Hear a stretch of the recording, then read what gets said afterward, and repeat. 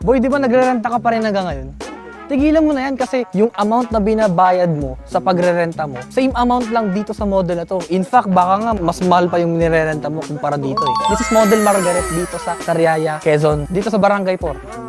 Tara, check natin. Gusto mo? O tara. Siyempre, pagpasok mo, meron tayong spacious na porch area. Pwede kang tumambay dito, pwede kang mag-hangout. Pag morning, sunrise and sunset, tambay ka dito, lagay ka lang ng folding chair, then enjoy the vibe. Ganun lang. Pwede mong gawin sampayan, lagyan mo ng grills. Yung parang, ewan ko, basta harang. As long as within your property line, lalagyan mo nun. Pero yun nga sabi ko, tambayan mo, chilling moment or whatever, kayong dalawa o ng pamilya mo, pwede dito. Matutulugan yun. Dito. Sige, pasok muna tayo. So, pagpasok mo sa pintuan, ayan, ume-echo na siya. Ibig sabihin, spacious. Pagpasok mo, ito na agad yung combination of dining and living area. So, ito, living area. Dito, dining area mo. Table, chairs, whatever. Pwede ka maglagay dito ng sofa. Dito, TV. Kayo bahala kung anong setup na gusto mo.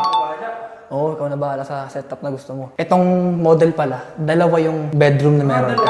Oo. Starting with this first bedroom. Itong first bedroom na to, spacious din siya for starting family. Or kahit ikaw mismo estudyante ka, or may trabaho ka, VA ka, work from home ka, pwede mong dalhin dito, pwede ka dito tumira, di ba? Ay, pakita mo. Tingnan mo dito kung gaano kalawak. Yan, meron ditong window, syempre, para mas ventilated.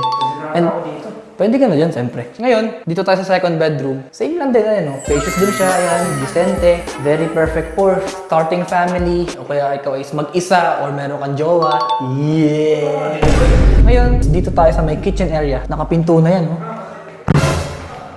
Diba? Halika dito. So, ito yung kitchen area natin. Diba? May lababo na, tapos meron na ditong spacious na space na pwede mong lagayan ng cooking wares. Lutuan, dito blender, whatever na pwede mong ilagay. At dito na yung sink. Tapos dito naman, pwede ka pa maglagay dito. At the same time, meron na rin base cabinets. Pwede mong lagyan ng mga kung ano-anong gamit sa kusina or whatever. Pwede mong ilagay dito yung washing machine or even your refrigerator.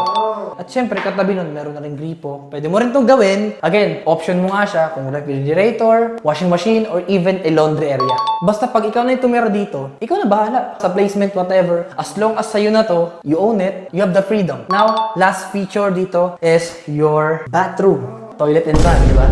Medyo madilim lang kasi wala pang setup na ilaw. But again, complete na to, complete fixtures. Yung tiles niya from floor to ceiling na siya. At the same time, meron siyang decent bowl na merong flush. Meron din siyang lavatory. If pag toothbrush ka or what, pag gagawa ka ng misteryosang kamaparangan. Ayan, so yun yung features natin ng Model Margaret. And kaya ikaw, nagrerenta ka pa rin, pag-isipan mo na agad in the matter of time. Kasi syempre, isipin mo yun. Investment mo rin to eh. Instead na nagrerenta ka, after mo magbayad ng rent, wala na pera mo, finish na. Pag dito mo hinulog-hulugan buwan-buwan, at the end of the day, sa'yo na to, di ba? Kaya ano pang hinihintay mo? This is Model Margaret. Kunin mo na to. Boy!